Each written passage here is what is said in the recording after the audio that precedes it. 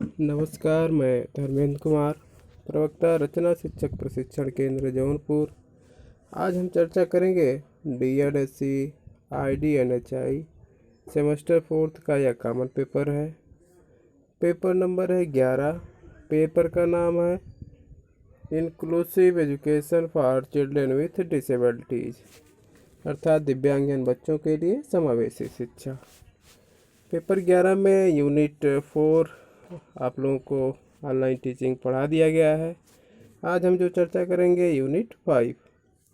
Unit 5 में है major components of successful change toward inclusion, जिसे हम हिंदी में क्या बोलते हैं, समावेशन की ओर सफल परिवर्तन के प्रमुख घटक।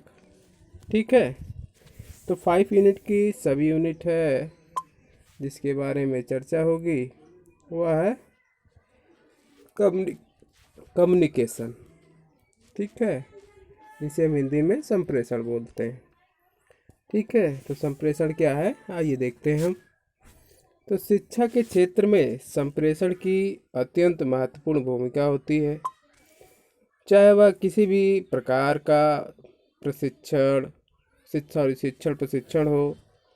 यहीं पर अगर समावेशी शिक्षा की बात करें तो संप्रेषण का महत्व और बढ़ जाता है, क्योंकि इसमें विभिन्न प्रकार के लोग या बच्चे आते हैं जो अलग अलग भौगोलिक क्षेत्र, धर्म, जाति, समुदाय, मातृभाषा, सामाजिक, आर्थिक, सांस्कृतिक, है ना, तथा विभिन्न प्रकार के दिव्यांग भी होते हैं। समावेशी शिक्षा में संप्रेषण चुनौतीपूर्ण हो गया है, क्योंकि पहले दिव्यांगता केवल 7 प्रकार की थी, लेकिन वर्तमान में यह बढ़कर 21 प्रकार की हो गई है। ठीक है, जहां पर विभिन्न प्रकार के संप्रेषण के संसाधनों को उपलब्ध कराते हुए समावेशी शिक्षा को उसके लक्ष्य तक पहुंचाया जा रहा है। ठीक है, क्योंकि संप्रेषण द्विमार्गीय होता है, जो प्रेषक का प्राप्तकर्ता के प्रेषक तथा यहाँ रहेगा, ठीक है, तथा प्राप्तकर्ता के बीच होता है। ठीक है, तो कहने का तात्पर्य है कि समावेशी शिक्षा के अंतर्गत जैसे जहाँ पर सभी प्रकार के जो प्राइमरी विद्यालय हैं और समावेशित विद्यालय चल रहे हैं, वहाँ पर नॉर्मल और दिव्यांग दोनों तरह के बच्चे होते हैं, एक साथ शिक्षण प्रशिक्षण लेते हैं, अर्थात शिक्षा ग्रहण करते हैं। वहाँ पर जो बच्चे होते हैं अलग अलग जाति, धर्म, समुदाय, विभिन्न प्रकार के मातृभाषा के लोग एक जगह इकट्ठा होकर समावेशी शिक्षा का लाभ उठाते हैं, है ना। और इसी समावेशी शिक्षा के तहत ही जहाँ पर नॉर्मल और दिव्यांग बच्चे होते हैं कैसे आपस में एक दूसरे से कम्युनिकेशन करते हैं, अर्थात कैसे एक दूसरे से अपनी भावनाओं को व्यक्त करते हैं, है ना। इसके लिए क्या क्या हमें करना होगा, कैसे किस प्रकार के जो बच्चे होते हैं उनके लिए किस तरह की हमें भाषा का, किस तरह के हमें उनको अपनी बातों को समझाने के लिए किस तरह का हमें टेक्निक यूज़ करना पड़ेगा, इत्यादि सभी बातों को देखा जाता है। जैसा कि आप लोग को मालूम है कि दिव्यांगता पहले 7 प्रकार की थी, लेकिन अब यह वर्तमान में बढ़कर कितनी हो गई है, 21 प्रकार की हो गई है। ठीक है, तो विभिन्न प्रकार के दिव्यांगों के लिए यहाँ पर कैसे कम्युनिकेशन किया जाए उसके बारे में हम चर्चा करते हैं, है ना। तो पहली दिव्यांगता जैसे है वह है इंटेलेक्चुअल डिसेबिलिटी, है ना, जिसे हम बौद्धिक अक्षमता बोलते हैं। तो जैसा कि हम जानते हैं कि ऐसे बच्चों में बुद्धि लब्धि कम होती है, जिससे इनमें सोचने समझने की क्षमता कम होती है। समावेशी शिक्षा के अंतर्गत ऐसे दिव्यांग बच्चों को उनकी क्षमता के अनुकूल संप्रेषण के साधन को उपलब्ध करते हुए शिक्षण प्रशिक्षण प्रदान किया जाता है, जिससे जिससे सबसे पहले ऐसे ऐसे बच्चों सबसे पहले क्या करते हैं, ऐसे बच्चों के आंखों का समन्वय और ध्यान केंद्रण करते हुए कक्षा में संप्रेषण के दौरान विभिन्न प्रकार के फ्लैश कार्ड, चार्ट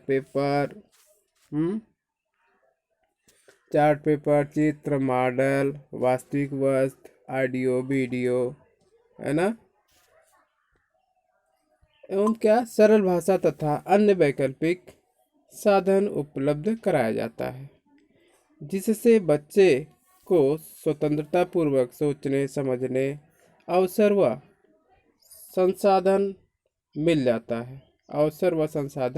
जाता है जो बच्चों को संप्रेषण करने में आत्मनिर्भर बनाता है।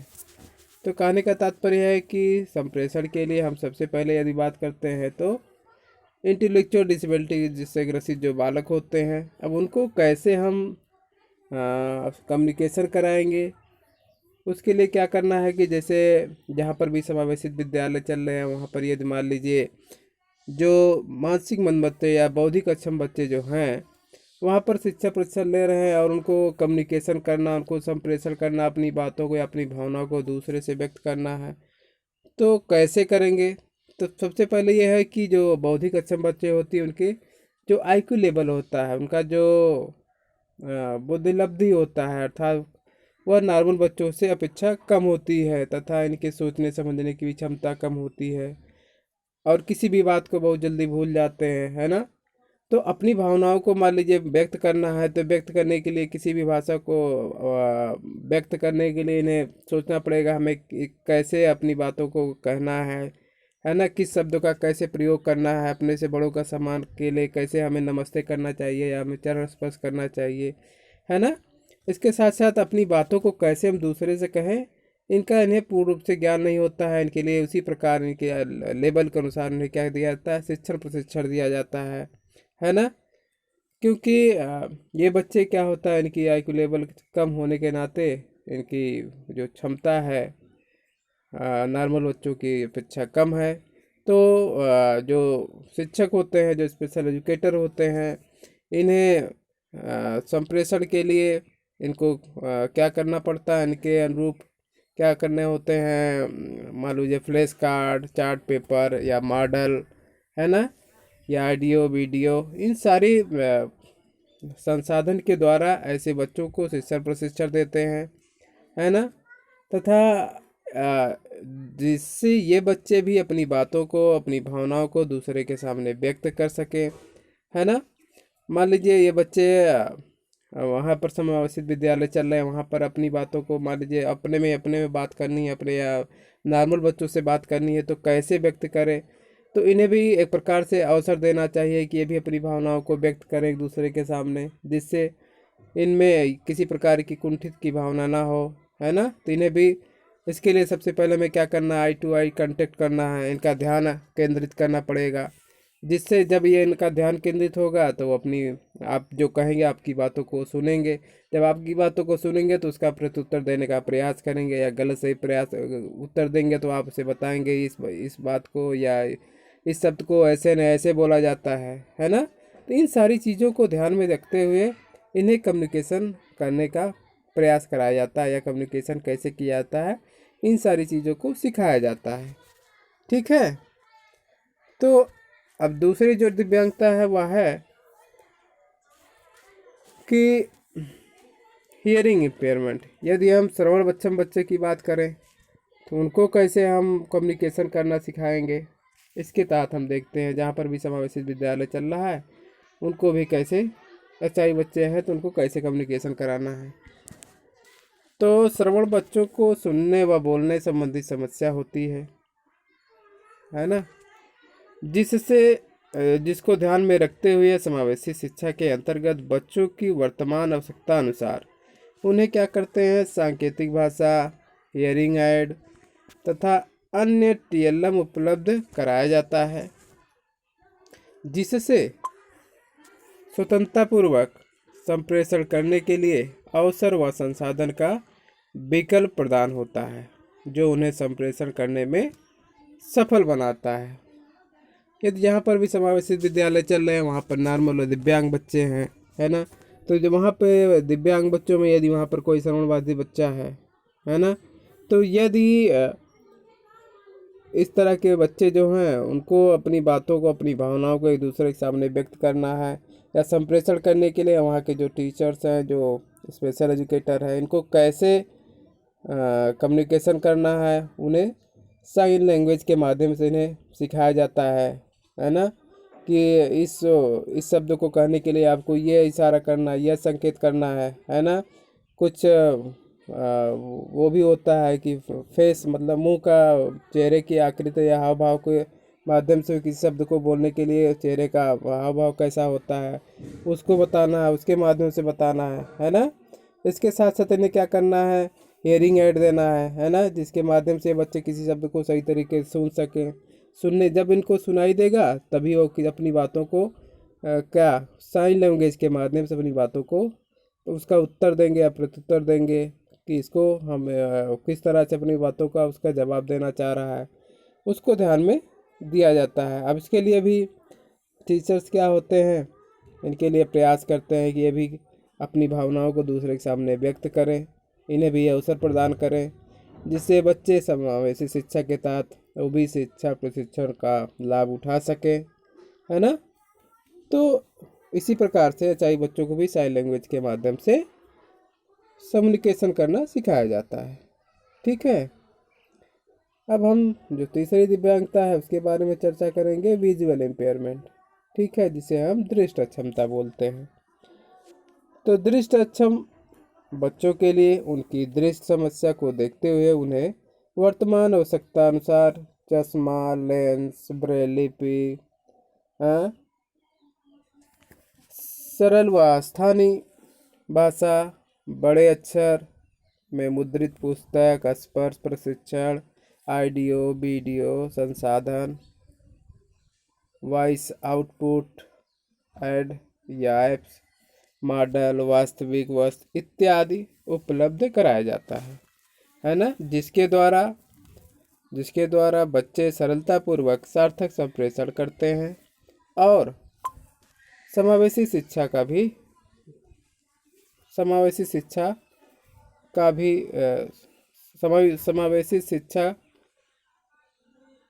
का लाभ लेते हुए आत्मनिर्भर होते हैं। समावेशी शिक्षा का भी लाभ यहाँ रहेगा, सॉरी, ठीक है, यहाँ लिख नहीं पाया है। तो समावेशी शिक्षा का भी लाभ लेते हुए आत्मनिर्भर होते हैं। ठीक है, तो कहने का तात्पर्य है कि जहाँ पर भी समावेशित विद्यालय चल रहे हैं वहाँ पर नॉर्मल और दिव्यांग दोनों तरह के बच्चे हैं।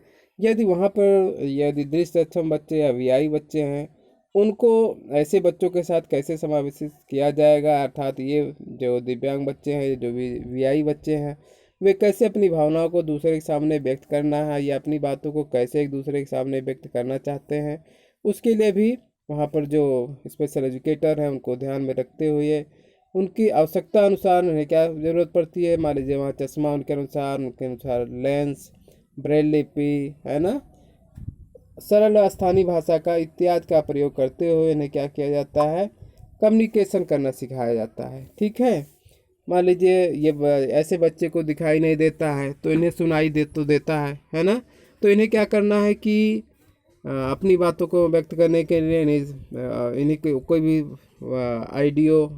ऑडियो सुना करके या इन्हें स्पर्श के माध्यम से प्रशिक्षण दिया जाता है कि ऐसे नहीं ऐसे, है ना, और उन्हें सुना कर कि शब्द को ऐसे बोलना है या अपने से बड़ों से बात करनी तो किस शब्द का यूज़ करना है, अपनी भावनाओं को कैसे एक दूसरे के सामने व्यक्त करना चाहिए, इत्यादि सभी बातों को ध्यान में रखते हुए इन्हें शिक्षण प्रशिक्षण दिलाया जाता है।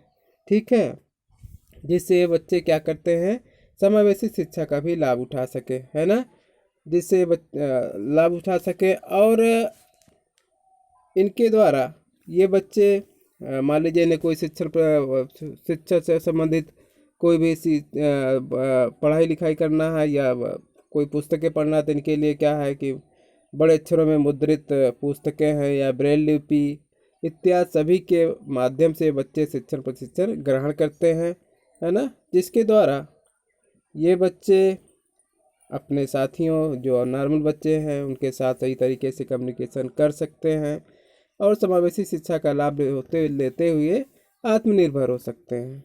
ठीक है, अब हम चर्चा करते हैं कि autism spectrum disorder, autism spectrum disorder जिसे हम सोलिनता पुंजित विकार, इस तरह के जो बच्चे होते हैं उनको कैसे कम्युनिकेशन करना सिखाया जाता है इसके बारे में चर्चा करेंगे। तो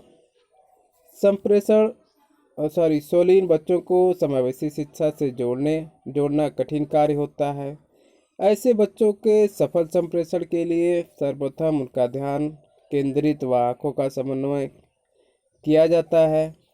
उसके पश्चात सरल व उपयुक्त भाषा का चुनाव, आकर्षक फ्लैश कार्ड, मॉडल, वास्तविक वेश, ऑडियो वीडियो तथा अन्य प्रकार के टीएलएम सामग्री को उपयोग में लाया जाता है। ठीक है, जिससे बच्चों को शिक्षण प्रशिक्षण से संबंधित गतिविधियों से जुड़ने का अवसर प्रदान होता है। ठीक है, और वह सुगमतापूर्वक संप्रेषण करना सीख सकते हैं। ठीक है, तो जहाँ पर भी समावेशित विद्यालय चल रहे हैं, यदि वहाँ पर समान बच्चों के साथ साथ यदि वहाँ पर कोई ऑटिज्म से संबंधित कोई बच्चे हैं वह शिक्षा प्रशिक्षण ले रहे हैं, तो ऐसे बच्चों को शिक्षण प्रशिक्षण के लिए सबसे पहले क्या ज़रूरत होती है कि क्योंकि ऐसे बच्चे हमेशा क्या होते हैं, अपने में लीन रहते हैं। इन्हें ये नहीं पता होता है कि हमें कैसे एक दूसरे के साथ कैसे बात करनी है ना, तथा एक दूसरों के साथ कैसे व्यवहार करना चाहिए। इन्हें इन सभी चीज़ों का अभाव होता है ना। तो सबसे पहले ऐसे बच्चों को हम क्या करते हैं, उनका ध्यान केंद्रित करते हैं तथा आई टू आई कांटेक्ट, उनके आंखों का समन्वय हम करते हैं, है ना। तो जब इनको हम उनका ध्यान अपनी तरफ आकर्षित करेंगे तो जो भी बातें हम कहेंगे तो ऐसे बच्चे क्या करेंगे, हमारी बातों को सुनेंगे। तो उस बातों को सुनने के बाद वह कुछ न कुछ अपना प्रत्युत्तर देते हैं, गलत सही देंगे। तो जब गलत शब्दों का प्रयोग करेंगे तो उन्हें शिक्षक होते हैं या स्पेशल एजुकेटर होते हैं, उन्हें बताएंगे कि इस शब्द को ऐसे नहीं ऐसे बोला जाता है ना, इस बात को ऐसे नहीं ऐसे कहा जाता है। तो इत्यादि सभी प्रकार के बातों को उन्हें समझाते हुए इन्हें कम्युनिकेशन करना सिखाया जाता है। कम्युनिकेशन करने के लिए इन्हें क्या करना पड़ेगा, स्पेशल एजुकेटर को, वहाँ पर इनके लिए क्या होता है कि सरल व उपयुक्त भाषा, सबसे सरल भाषा उस भाषा का प्रयोग करें, उपयुक्त हो जो इनके लिए उपयुक्त हो उस भाषा का उपयोग करें, और आकर्षक फ्लैश कार्ड, मॉडल, वास्तविक वस्तु, कहने का तात्पर्य है कि ऐसा फ्लैश कार्ड बनाएं जो आकर्षित हो, जो इन्हें प्रेरित करे या इनकी तरफ अट्रैक्टिव हो, जिससे इनका ध्यान उस तरफ केंद्रित हो, है ना। और मॉडल, और कोई भी बात कहना है, कोई भी चीज़ सिखाना है तो खुद मॉडल बन के खुद करके दिखाना है कि ऐसे न ऐसे, इस चीज़ को ऐसे न ऐसे किया जाता है, इस बात को ऐसे न ऐसे बोला जाता है, इस तरह का चेहरा इस तरह से होना, मतलब चेहरे का इस तरह का हाव भाव होना चाहिए। वास्तविक वस्तुओं के माध्यम से इन्हें कोई चीज़ सिखाएंगे तो जल्दी सीख जाएंगे, है ना। इन सभी चीज़ों को ध्यान में रखते हुए इन्हें क्या करना है, शिक्षण प्रशिक्षण देते हुए इन्हें कम्युनिकेशन भी सिखाया जाता है, जिससे ये बच्चे सही तरीके से अपनी बातों को उसका प्रत्युत्तर देने का प्रयास कर सकते हैं, है ना। तो ऐसे बच्चों को शिक्षण प्रशिक्षण के लिए या कम्युनिकेशन सिखाने के लिए, कम्युनिकेशन में आत्मनिर्भर होने के लिए उनकी आवश्यकता अनुसार उन्हें हम क्या करते हैं, शिक्षण प्रशिक्षण देते हैं, जिससे ये बच्चे अपनी बातों अपनी भावनाओं को दूसरे के सामने व्यक्त कर सकते हैं। ठीक है, तो इस प्रकार हम कह सकते हैं कि ऐसे बच्चों को कोई भी भाषा या कोई भी बात को बताने के लिए उन्हें भी अवसर प्रदान करना चाहिए, जिससे गलत से ये भी अपनी भावनाओं को व्यक्त कर सकें।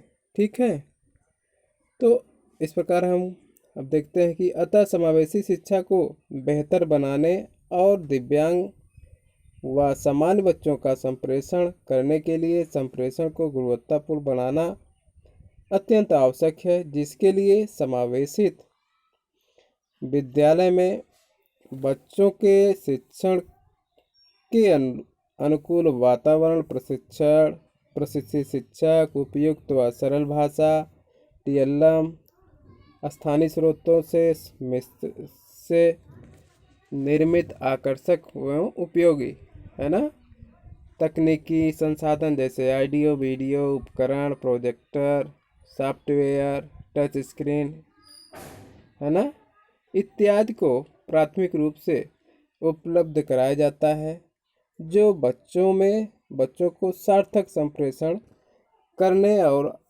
आत्मनिर्भर बनाने के लिए प्रेरित करता है। ठीक है, तो कहने का तात्पर्य है कि उपर्युक्त विवेचनों के आधार पर या उपर्युक्त लिखित के अनुसार यह कहा जा सकता है कि ऐसे बच्चों को समावेशी, जहाँ पर भी समावेशी विद्यालय चल रहे हैं, तो समावेशी शिक्षा के तहत जहाँ पर मान लीजिए वहाँ पर मानसिक मंद बच्चे या बौद्धिक अक्षम बच्चे या चाई बच्चे या वीआई बच्चे या स्वलीन बच्चे हैं, तो इनके लिए हमें उनकी आवश्यकता अनुसार संसाधन का प्रयोग करते हुए उन्हें कम्युनिकेशन करना सिखाते हैं, जिससे ये बच्चे भी अपनी भावनाओं को एक दूसरे के सामने व्यक्त कर सकें।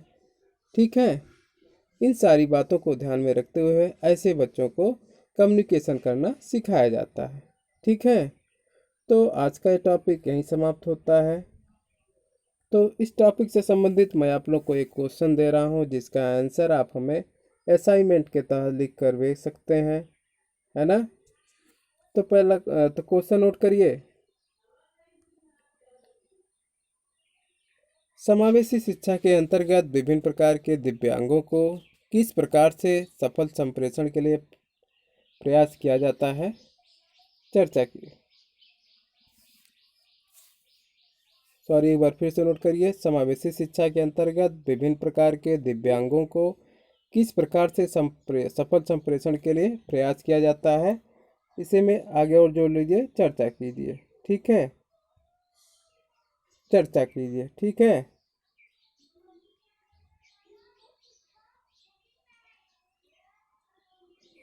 ठीक।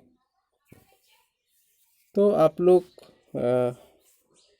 जिस ग्रुप में आप लोग को वीडियो भेजा जा रहा है, उस ग्रुप में अपना आंसर असाइनमेंट के तहत लिख कर भेज सकते हैं, जिससे आप लोग का मूल्यांकन किया जा सके।